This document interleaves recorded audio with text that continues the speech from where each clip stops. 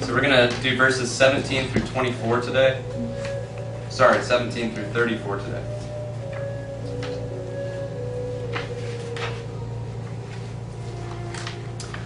So, verses 1 through 16,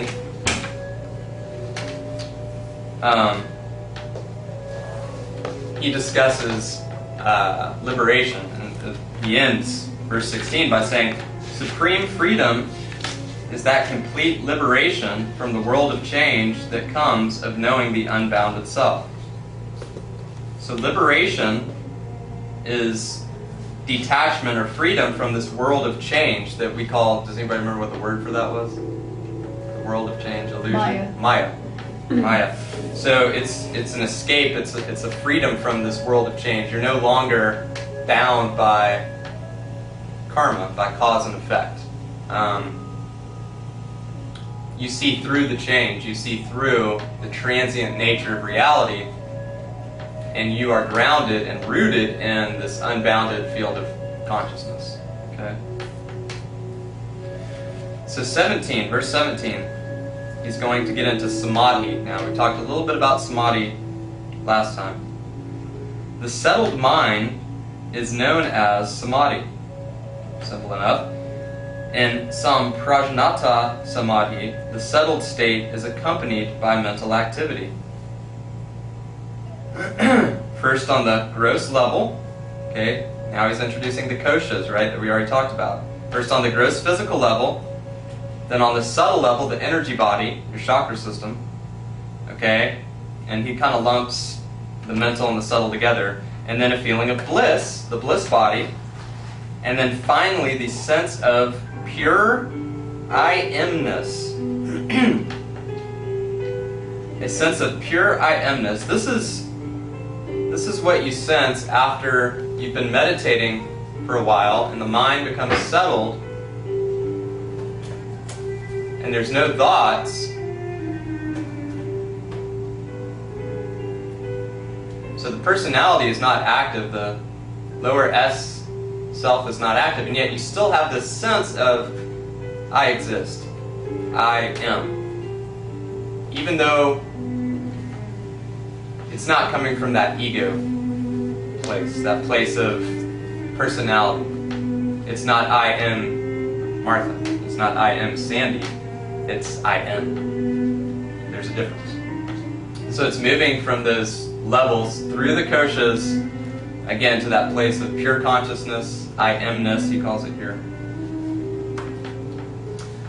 18. After the repeated experience of the settling, and he uses the word repeated several times in here, so this is important. After the repeated experience of the settling and ceasing of mental activity comes another samadhi. And this only the latent impressions of past experience remain. So you're meditating, and this happens a lot, it's common.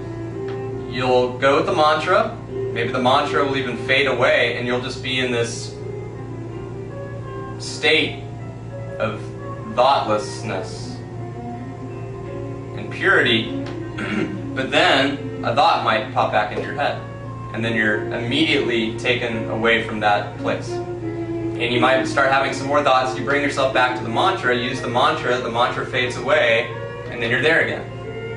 And then you have another thought, and so on and so forth. So it's possible, in other words, to go in and out of samadhi. It's possible to enter into samadhi, and then come out of it, and then maybe go back in. Samadhi will be just in that moment where you are completely with your mind still, and you know you have the full conscious that you are there. In that moment you're in samadhi. Yes, and let me try this. Samadhi is very hard, you know. Samadhi is hard to put into words, so it's hard to describe. But essentially, it's a thought-free state for the most part. You can have the lower levels of samadhi even when you're having thoughts. And I told you before, even when you're reciting your mantra, you can actually experience lower levels of samadhi. So samadhi can be accompanied by thoughts, and he says that right here. Okay, the settled state is accompanied by mental activity. But in the moment that it is samadhi is because you have consciousness of that beingness. That's the moment that it becomes samadhi. I would say lower so. or not lower? I would say so. You will experience the different levels, and the first level is accompanied by mental activity. But the difference is, whereas you're normally disturbed a little bit by mental activity, and you react to mental activity, and you identify with it, when you're in samadhi, you don't. That's it. So you might have the same thoughts arising, but your relationship to those thoughts has changed. So even though you are thinking about that, because samadhi, as I see it, is like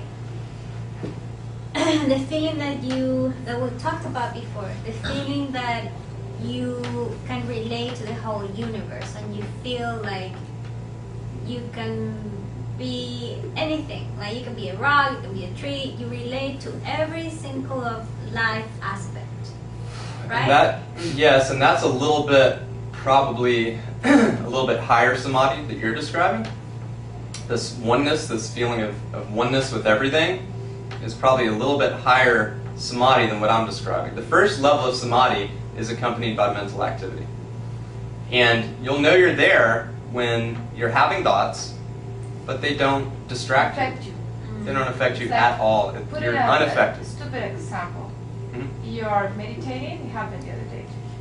And the phone rings. Mm-hmm. If you're in somebody, you don't care. And if you're in somebody, I need to check who is it, and then I stop. Right. Then you're not in somebody. That Right. example. That's a perfect example. That's a good example. Or you're not getting frustrated because you're having those thoughts. No frustration, Yeah, because there's that no to me would be- emotional- If it's there, but like it's me, it's like, stop, you know. The waves have ceased in Yeah. samadhi. Okay, remember I had that diagram with the wavelengths Yeah, and the yeah. frequencies? There are no waves in samadhi. So it's like,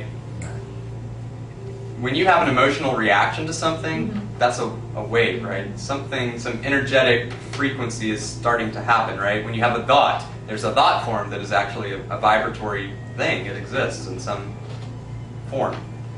There's no form in samadhi. When you're in samadhi, there's no reactions. You have thoughts. You know, it's like, you know when you're driving down the highway and you see billboards all over the place? You know, when you're in samadhi, you don't look up at those billboards. They don't distract you. You're focused on the road, okay? When you're in your normal state of mind, you're looking up at every billboard, every little distraction, every little thing catches your attention, you know, the pretty girl or the beer ad or whatever it is, you know, just boom, boom, boom. You're not here. So samadhi, or some people call it super consciousness, is another way of explaining it. It's like you're on the road, you see those billboards, but you have zero desire to look at them.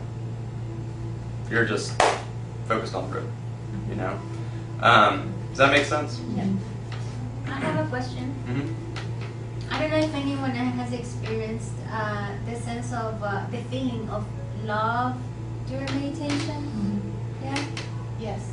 Okay. So when you feel that experience of love, that sometimes can be overwhelming. You know, you feel oh this love, and then you get into a kind of like a trance of like enjoying in that pure love that is given to you that you can feel around. Is that kind of like a samadhi or not? Sure, and that can, you know, these feelings of love and unconditional love for like everything and everyone is an effect of superconscious meditation. So you could say that is A goal. an effect of samadhi. That happens when you're in samadhi. Does that make sense? Yeah, because samadhi is beyond the love, sort of. I think so. You know, it's like if you're having feelings and sensations, It's an emotion, you're not right. So, Yeah. You can, if you react to them and you're like identifying with these feelings and emotions, you're not in samadhi. Yeah. If the feelings and emotions are rising up, Mhm. but you're just watching them, detached from them, not participating in them, you're in samadhi. One perspective to that is that there are levels to love. The love, really, it's like when I say there's levels to love, there's love, the ultimate love, which is beyond that feeling of love. We have feeling of love, but then there's another love. So if you guys can, and I know we're kind of like, we're trying to explain these, but these are feelings that you feel that cannot be explained. It's almost just like existing in that state, not feeling it, but just being. Yes, being in it. be right. I mean, yeah, that's the best word. Not feel, because not feel feeling, is but different. Feeling is more yeah. active, Not I feeling, think. being. Yes, but going beyond the feeling, being. Yes, Yeah. the beingness, going beyond the feeling. Correct. Because you're not even thinking about love. I mean, Right. you're meditating then, and all of a sudden You're just There. like When you're in samadhi, Yeah. there's no separation Right. when you're in samadhi. right. You're obviously automatically going to feel love for everyone and everything when you realize they're exactly the same as you. So it's a side effect of samadhi. It's an effect of being in that super conscious state and having this realization that you're at one with everyone and everything. Automatically, you're going to have feelings of compassion and love when you realize everyone's just exactly the same as you are. So I think love is just that unconditional love is part of this super conscious state. Right. Verse 19. This is the nature of existence for beings, talking about samadhi. Okay, this is the nature of existence for beings without gross physical bodies. And for those who are absorbed in the womb of all life, awaiting rebirth. He's talking about astral beings here. He's talking about beings that no longer have need or use for a physical body. You can, in your current lifetime, you can achieve such a high spiritual state that you have no need for a physical body. Why would you want to incarnate again in this stuff, in this world, to learn more? There's no need. So you actually, and again, this is the theory, you reincarnate into a higher plane, the astral plane, and you no longer carry a physical body with you. You're literally just your chakra system and your mind. That's it. And so, when you're in samadhi, you are like the masters are. You are in the same state as these astral beings that exist in the heavens, okay, the angels. Some people call them angels, okay? You're on their level when you're in samadhi, okay? Also, again, this is the theory, when you die, before you take your astral body with you. The soul takes the astral body with it when it dies. The astral body carries, it's the vehicle for the soul. And then, when you're in that limbo phase, before you are reborn, again, you're in samadhi, and you're in your astral body, okay? So, we're always in our astral body. But you can access it through yogic practices and yogic techniques, chanting, pranayama. You can actually have access to your energetic body and become more in touch with it, more sensitive to it, and all those things, so that the next time you incarnate, you'll incarnate to a higher plane because you have knowledge of all this. That's the whole idea. That's the theory. Anyway, sorry. And in the theory, you die, you go to this limbo with your astral body, and you stay there spiritually, to put it like that. And then you come back to a reincarnation or not. Or not. You can just stay in that state. Right. Is that a decision of the being itself? Or Again, that's, some people think it is. Some people think that you can just decide, I want to stay in my astral body, I don't want to incarnate in a physical body again. Man, if it were that easy, wouldn't that be something? I don't really buy into that, you know. If it were that easy, then why are any of us here working and healing, you know? So to have a level of illumination, to put it like that. that's the Make idea, that is that decision. you transcend Not us, but and you get to a certain level of spiritual where you attainment decide. where you can decide, or where God just decides for you, essentially. Your karma just decides. It's cause and effect, in other words. These are universal principles of cause and effect. So, again, maybe you can decide. I have no idea. You know, maybe you do make a conscious decision. I just want to hang out in my astral body. I have no desire to come back to Earth. That would be awesome. But if not, then yeah, it's an awful lot of hard work to attain that sort of level so that you can make these kinds of decisions. These are mysteries that I don't have answers Well, and to. I think these are questions that exist in every faith, Yes. every absolutely. spiritual belief. And every in the world. tradition Who has their knows? own way of answering Who it. knows how it all works? you Yeah, know? exactly. Yeah. So yeah, like again, these are just from the sutras which he gave from his, Yes. from the Vedas, the theories Right. and the. So these are things for, again, even though we this is yogic philosophy, it's still something to be experienced. You have to experience it, So it's no explanation, a set 100%. This is it, That's why it's so abstract, so much to it. So you have to experience it and say, feel for yourself, keep going. Experience. Yeah. Yes. Experience. This is Yeah. all experience. It's all experiential. If this was, if we were Zen Buddhists, this would be sacrilegious to even talk about these things. Right. To even talk about samadhi or higher spiritual, they won't even, because you can't put words on it and you can't describe it, and because it's only an experience, they refuse. Oh, really? I They didn't know won't that. explain Really? it. They won't. If you ask them what is enlightenment, probably either pick a flower and show it to you, or they'll laugh at you, or they'll just Really? turn and walk away. They'll do something to jostle your consciousness so that you say, oh, well, it's kind of silly that I'm even talking about this because you can't label, you can't put words on it. But it sure is fun to talk about and speculate and, So we mentioned the path. This morning we talked about 4 paths briefly. And so this would be that path we talked about that was the philosophical. Jhana? Jhana, right. Jhana yoga. So that's that. So talking about this all day would be jhana yoga. Because that's the yoga practicing the philosophy to really decipher and try to figure out with our brains.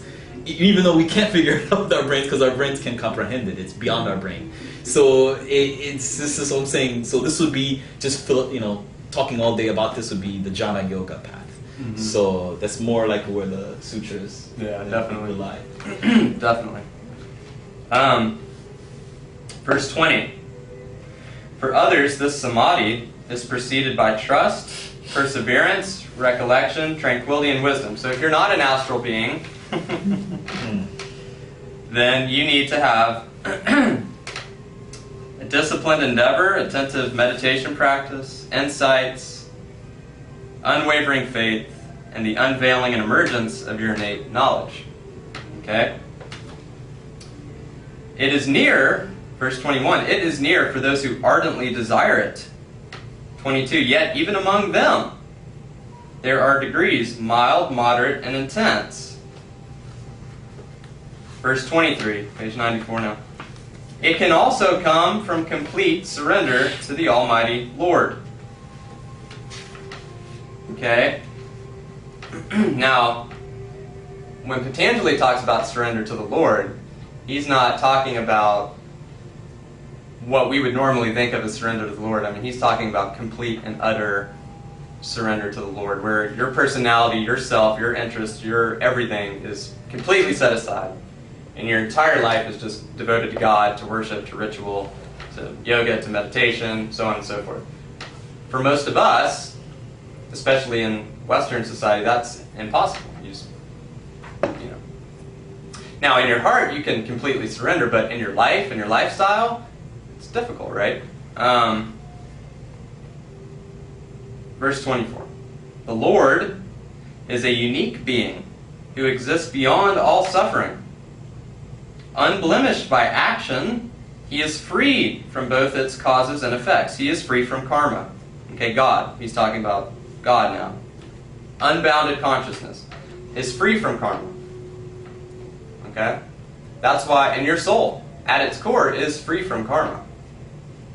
Unfortunately, we're bound by karma in this body. Okay? 25. In him, or it, lies the finest seed of all knowledge. 26. Being beyond time, he or it is the teacher of even the most ancient traditions of teachers. So God is the original guru. I mean, if you think about the first enlightened master ever, who was his teacher? There had to be a teacher, right? His teacher was God. So God is the ultimate guru. Even most gurus, enlightened masters, will tell you, I'm not the guru, God is the guru, I'm just a little channel for him, or whatever. Okay? Verse 26. Being beyond time, he is the teacher of even the most ancient traditions of teachers. Verse 27. He is expressed through the sound of the sacred syllable Om. 28. It should be repeated and its essence realized. That's why we chant. That's why it's so important to chant, because literally in yoga philosophy, the closest essentially you can get to God on the physical plane is Om, the Om vibration. That's how sacred that sound is in yoga. It's literally, you're touching God every time you Om in yoga philosophy. That's why it's so important that we chant. And for other reasons, just it has energetic effects and purification effects, but again, it's the most sacred sound. It cleanses a space. You can just feel it after you Om. The space just feels clean. It's almost like you just saged it, smudged it, or something, or had an energy healer or worker go in there and clear it. That's what Om does to a space. It just fills the space with the divine energy, the divine presence.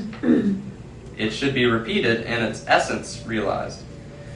29. Then the mind will turn inward, and the obstacles that stand in the way of progress will disappear. Okay, so through repeating Om, or even meditating on Om, the mind will turn inward, and the obstacles that stand in the way of progress will disappear. These obstacles are, I'm going to write these on the board, okay? Because I'm going to talk about these.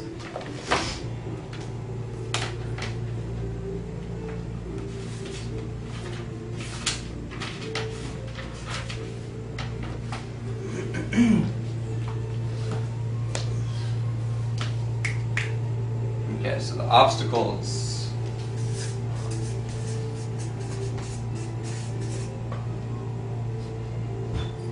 Obstacles, or we could say, well, yeah, we'll just say obstacles, okay? So illness, obviously, a big one. Fatigue, doubt, carelessness, laziness, attachment, delusion, and failure to achieve samadhi. Okay? So these are the obstacles to spiritual growth.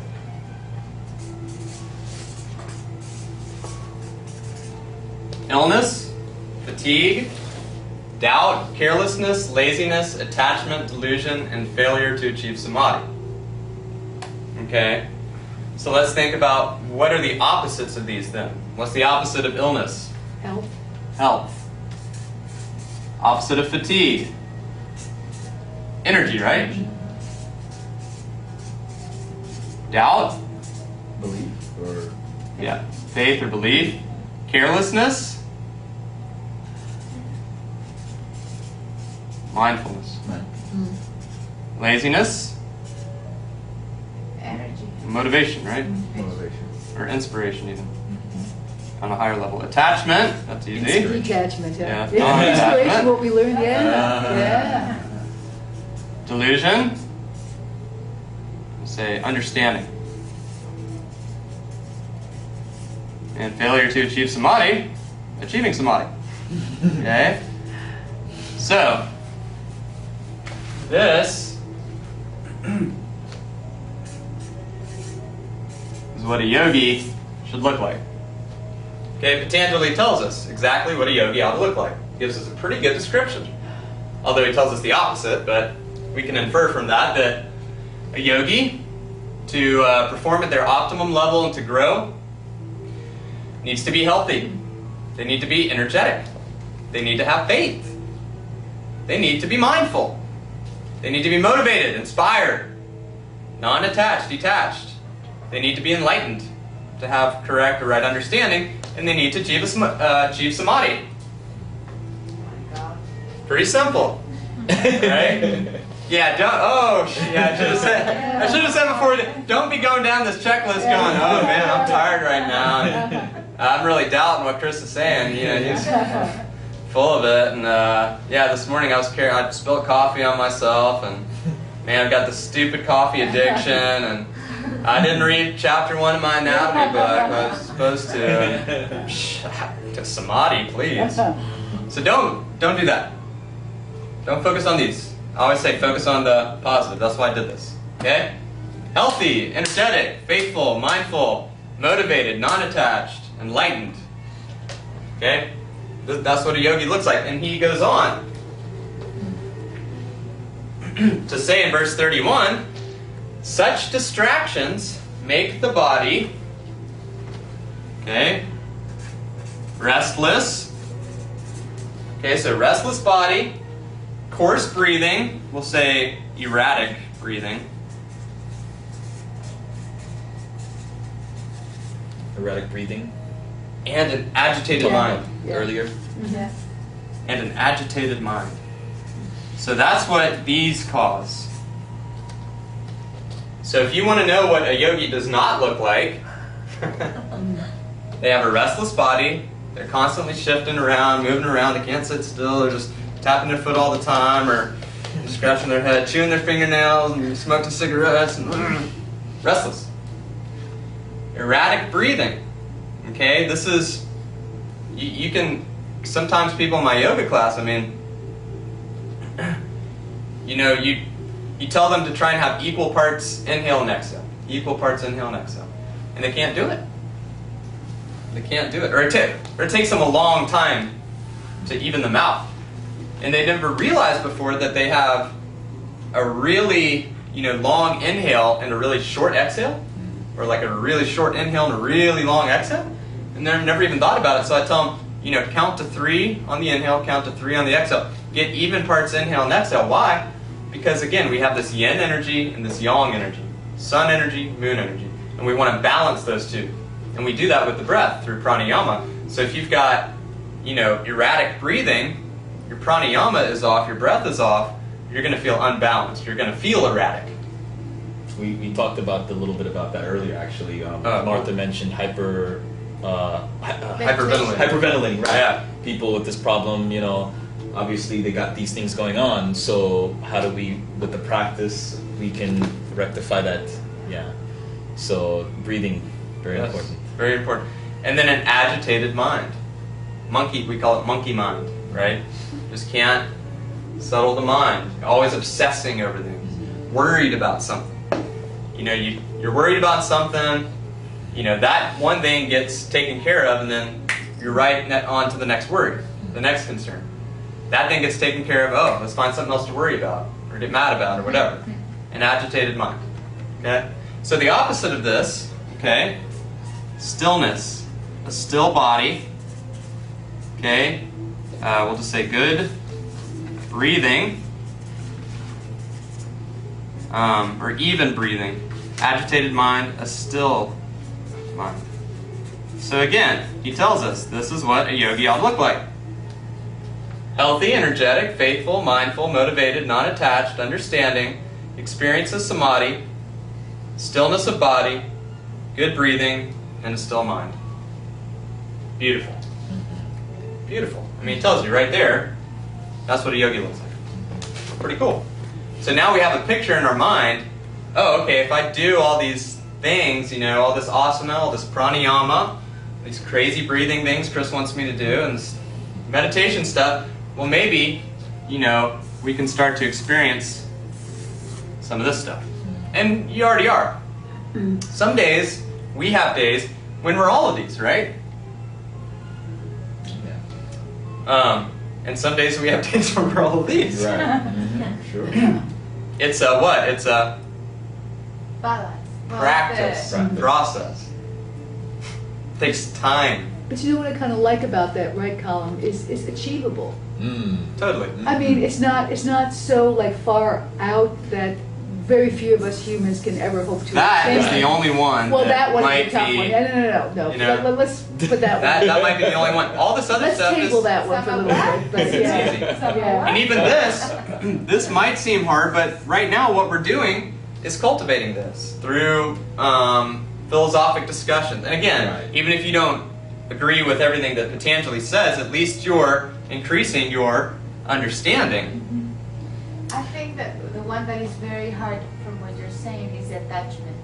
Because before, I mean, getting motivated, it's like, but not being attached to things, I think that's kind of the Not to key be that's emotional difficult. about Emotional yeah. attachments. Yeah. We are Yeah. so used To our to have beliefs. attachments. Right. Oh yeah, that's a Anger, tough one. love, whatever, whichever, Exactly. good or bad. That- Yeah. That was a tough one.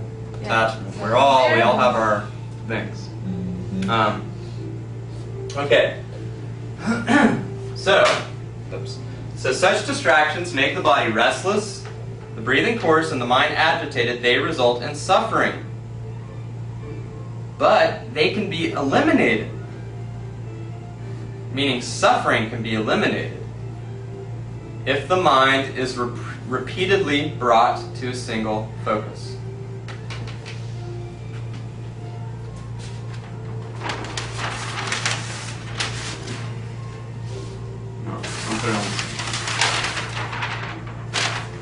So, he tells you, Patanjali says, in order to end suffering,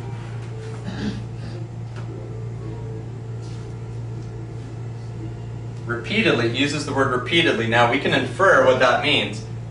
Most teachers I've heard say daily meditation. Repeatedly, and according to most folks, they translate that as daily samadhi. Okay?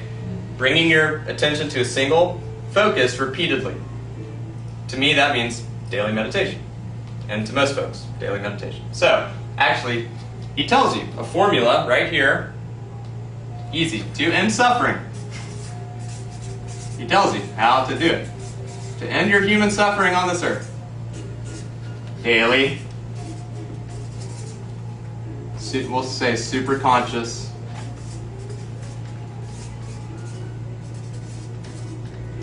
Meditation. So, he tells you to end your suffering on planet Earth. Do this.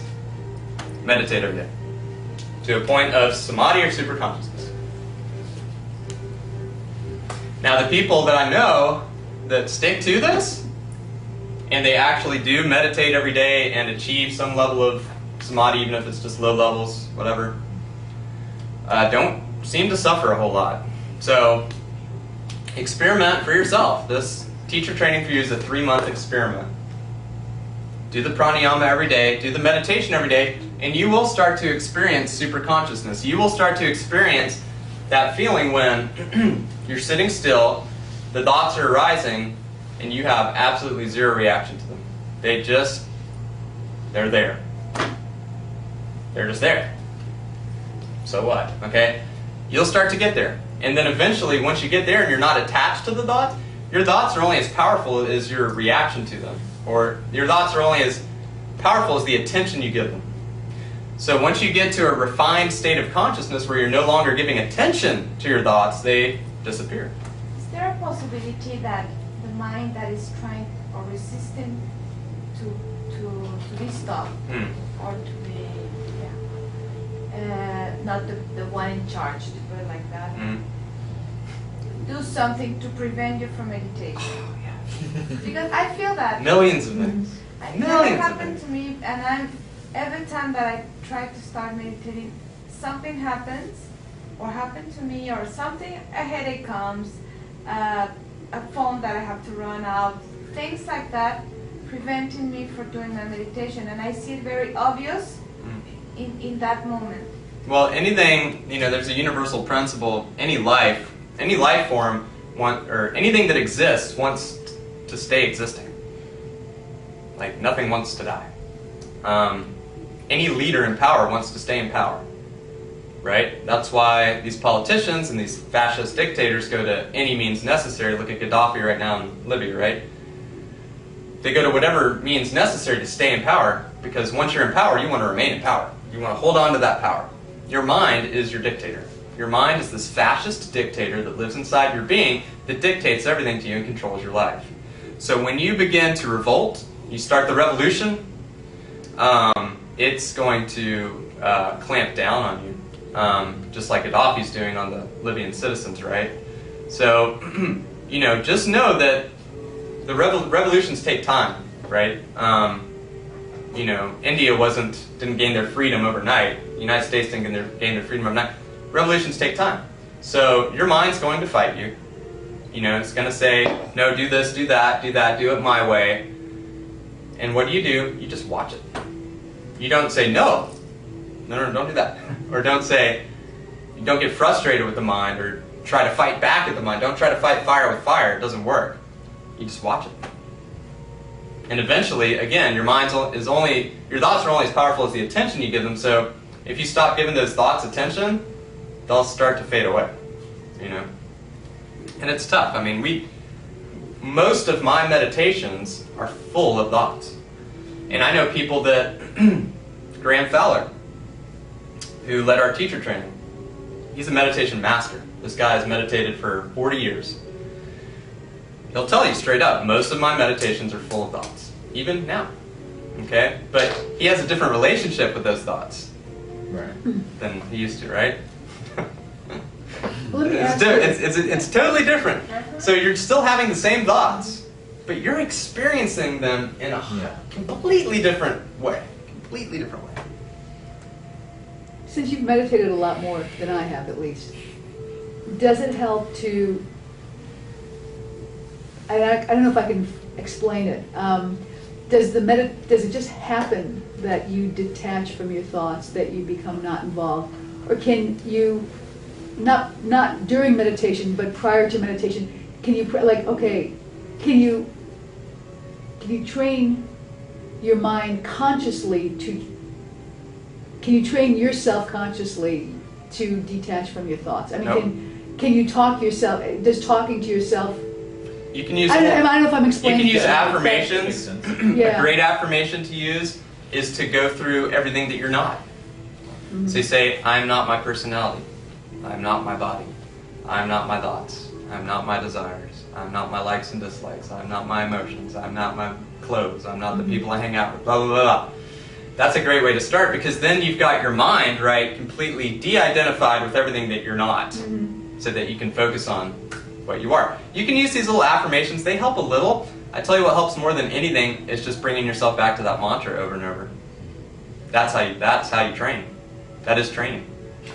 I mean, pretty much everything we're doing is training. All the asanas, everything. Yeah, that's right. And the That's breathing, everything we're doing is you're training yourself, and that's what we talked about a little earlier about through the practice we are we're growing consciously and we're getting deeper. There's experience going on. Remember we said people go through experience and they don't know what it is in a class. Like, I feel something. It could be religious. They think it's spiritual, whatever. But it's something going on. This is them connecting to that deeper essence of themselves, and each time they practice, they'll feel something a little deeper. Or each time they meditate, they've already done a practice, so it's like they can calm their mind a little bit better than before. Right. So each time they do it with the practice, they'll get better. It always, remember that line he showed us the other day, where you're on the other, where you're going up in your upward upward motion. You're growing consciously. You're always getting deeper into that. But you're gonna have times when your thoughts are just gonna be crazy, and then fine. But then you're always gonna get back. But you're always going in. You're always growing consciously. Right. So there's going to be ups and downs. Right. But now your general direction is up. Right. So those are does that kind of It does, and I guess what I'm trying to say is just being aware of what your mind is doing to you doesn't make it any easier to make it stop. No, I tell Because people. we know, we know. No. I'm just as crazy as I always was. Yeah. I'm just more aware of it now. Right. There's one thing. There's one thing I can mention. It's being the observer of your thoughts or watching your thoughts. I know people say that a lot. There's one good description. Deepak Chopra. Do you guys know Deepak Chopra? No. Okay. He's a philosopher, a motivator.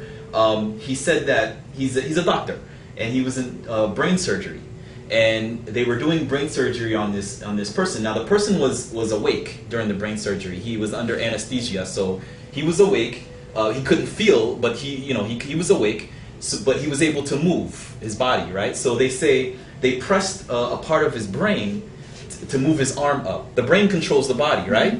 Okay, right? So they probed a part of his brain to make his arm go up.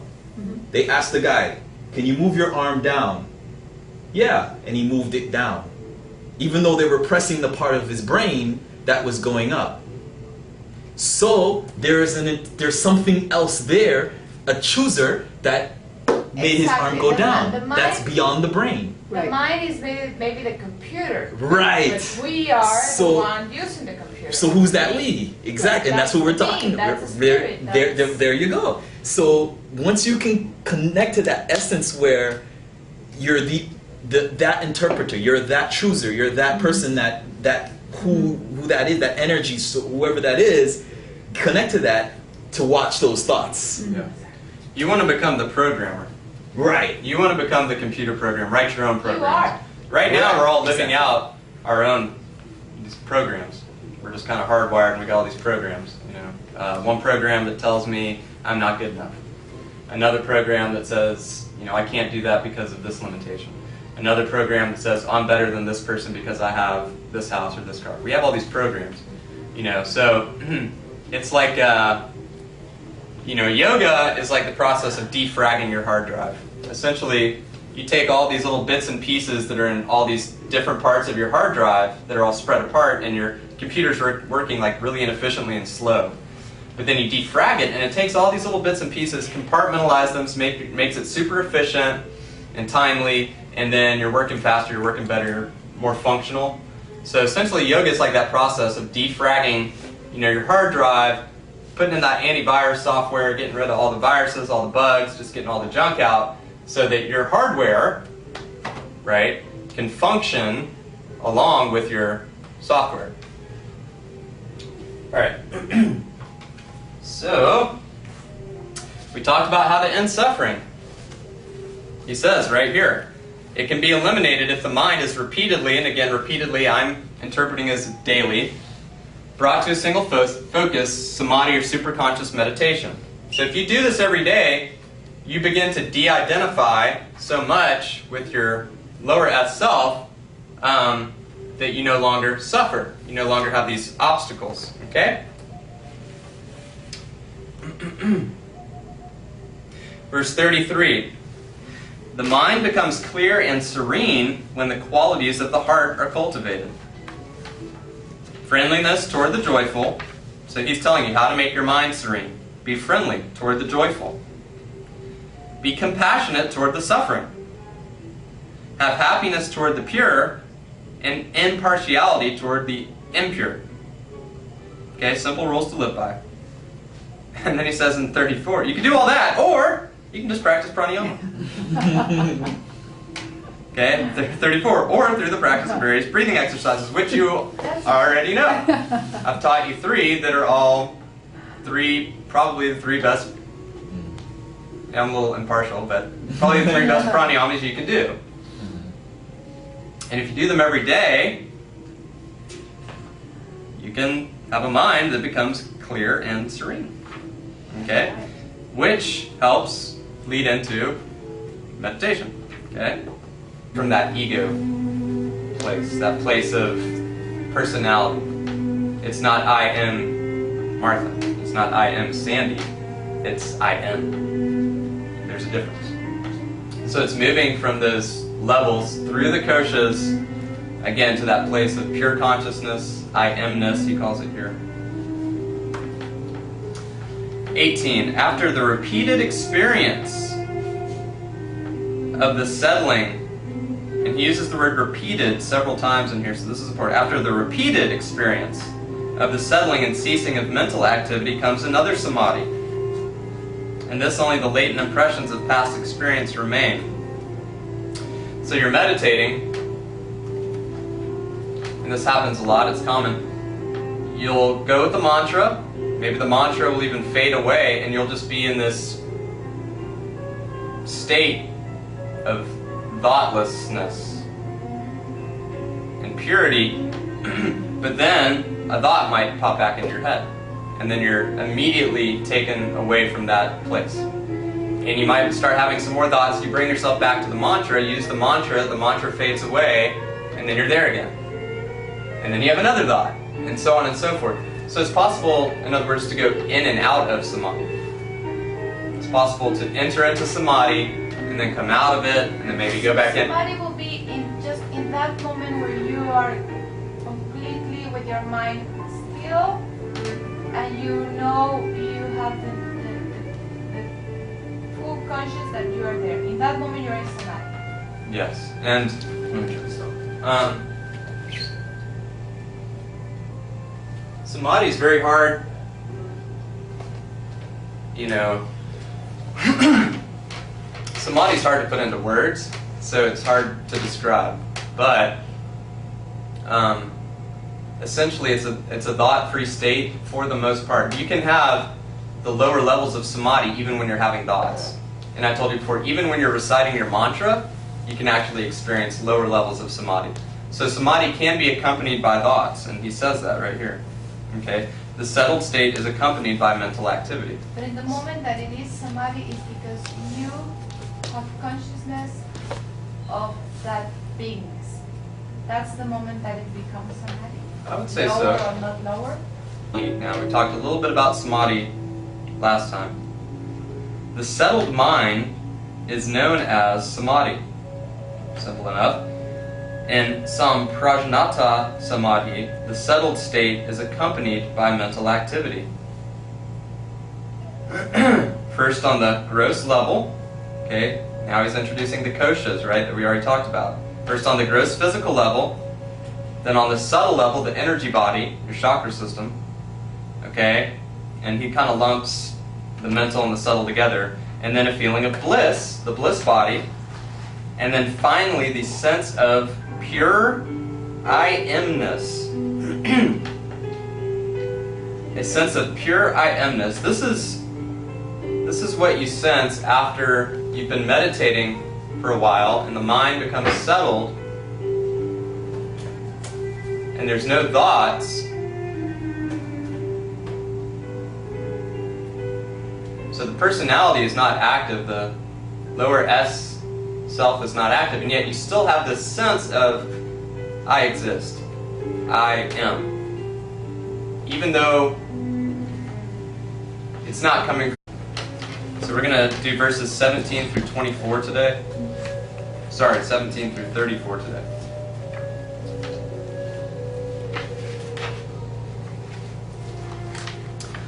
So verses 1 through 16.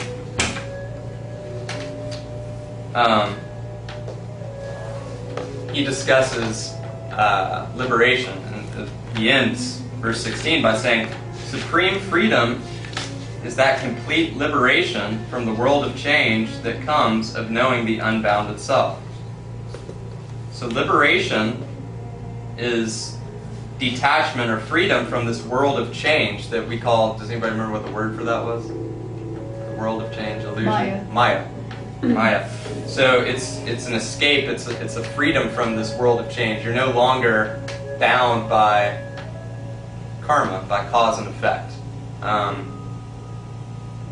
You see through the change, you see through the transient nature of reality, and you are grounded and rooted in this unbounded field of consciousness. Okay? So verse 17, he's going to get into samadhi. I would say so. You will experience the different levels, and the first level is accompanied by mental activity.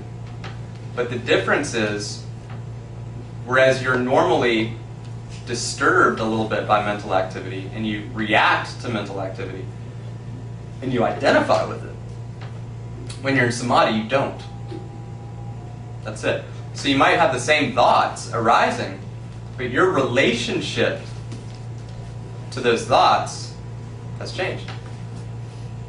So even though you are thinking about that, because samadhi, as I see it, is like the feeling that we talked about before, the feeling that you can relate to the whole universe, and you feel like you can be anything. Like you can be a rock, you can be a tree. You relate to every single of life aspect, right? And that, yes, and that's a little bit, probably a little bit higher samadhi that you're describing. This oneness, this feeling of oneness with everything, is probably a little bit higher samadhi than what I'm describing. The first level of samadhi is accompanied by mental activity.